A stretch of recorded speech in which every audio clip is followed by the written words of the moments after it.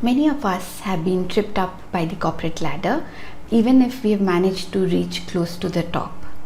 The structure of organizations is such that there are very few positions at the top, at the CXO level, and not everyone is going to make it.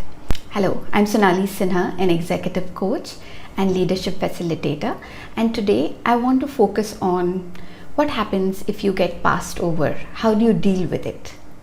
When large organizations have a succession event, for instance, the appointment of a new CEO, there is a lot of speculation about the executives who are vying for that position. But at the end of it, only one person can emerge as the CEO of the organization. So what happens to the others who were vying for that position?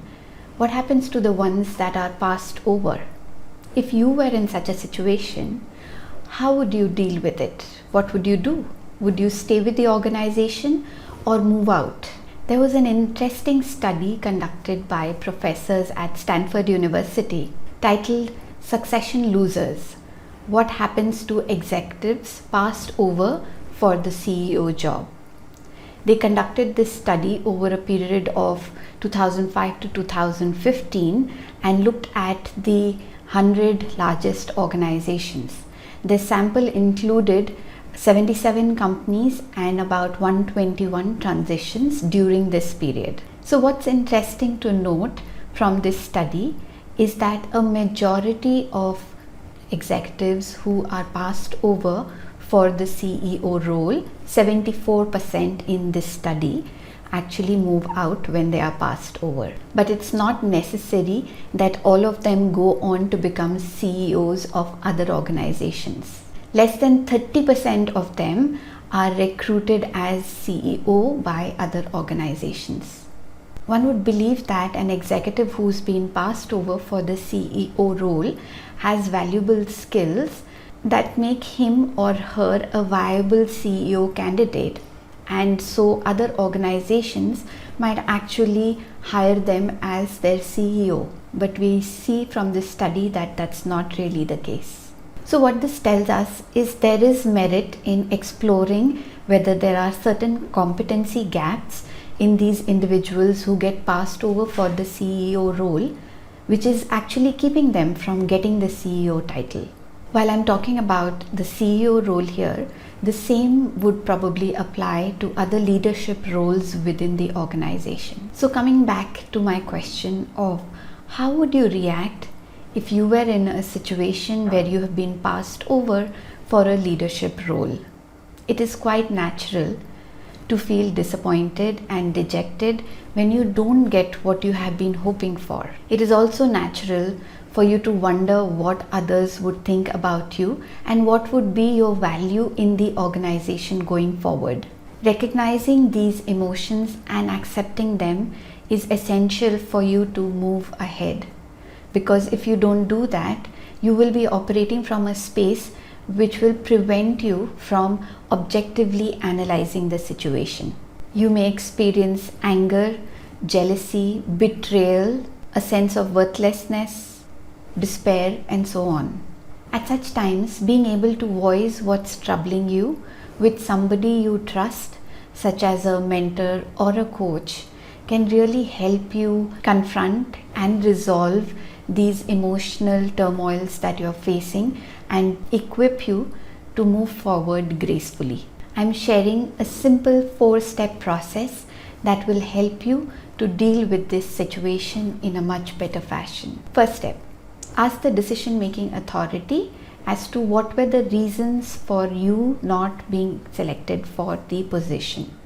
If you ask the individual calmly, it is very likely that he or she will share their considerations, and it will be a very valuable feedback for you.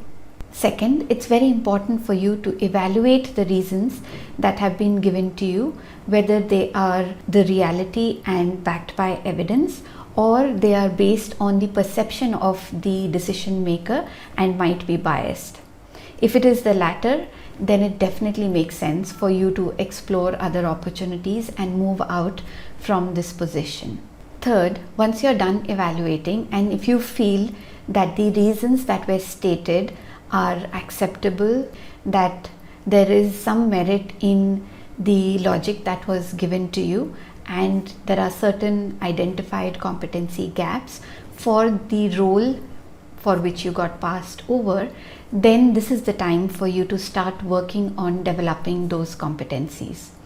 This is where your professional growth is going to come from, and if you actually work on yourself to develop these competencies, it is likely that in the future, when this position opens up again, you will be in a much better position and you would be considered for that role. Fourth, and most important, have a heart-to-heart conversation with your peer who's actually got the promotion. Understand that it might actually be quite awkward for them also to approach you. So why not just take the lead and start the conversation? Express your support for the team and for the bigger goals of the organization, and explore ways in which you can get the opportunities to develop the competencies that you need to work on. If you approach this situation of being passed over in this manner, you will come across as a mature professional and it will enhance your personal brand. If you're not able to work on these lines, you might find yourself feeling very disheartened and demotivated, which is not good for you or for the organization. Moving out into another organization without working on the competencies that were missing might not give you the results that you're hoping for, as we saw in the study that I shared before. Look at this situation as a wake-up call to realize that the senior leadership roles need more than technical skills and good performance in your current role. Work on developing those competencies and positioning yourself for the role that you aspire for. Work on yourself first, and I'm sure that those opportunities will come your way. Thank you so much for listening, and do share your experiences.